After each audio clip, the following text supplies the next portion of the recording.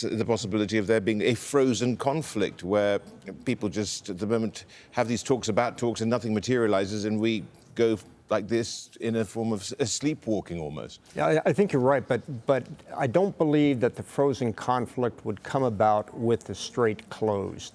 The world can't afford to have a frozen conflict and a Strait of Hormuz that's closed. Simply not the case. That will, if the idea is we're just going to keep kicking the can down the road about the Strait of Hormuz until the next set of talks, that's enough to trigger armed conflict again. Sina, I mean, I think you've talked about before the idea that they work towards a broad memorandum of understanding, a kind of framework that defers key details, as the general was saying here, kicks the can down the road, and rather than getting some sort of definitive breakthrough.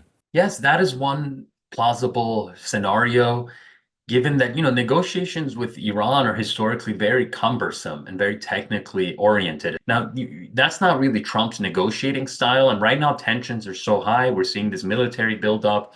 A third U.S. aircraft carrier has gone there. Iran is regrouping, rearming. And so we're on the brink of potential war breaking out again any moment, really, any day it could happen.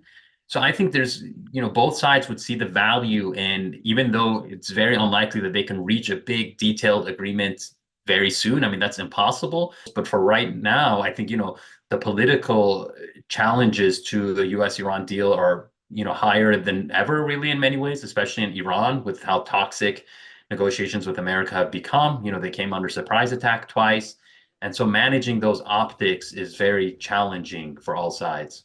Now, we've said that this conflict and strategic goals can't be met by air power alone. Right. So sending in a third carrier group, how does that move the dial? What primarily it does is it gives us the ability to fly full-scale combat operations without having to use the bases here in the Gulf.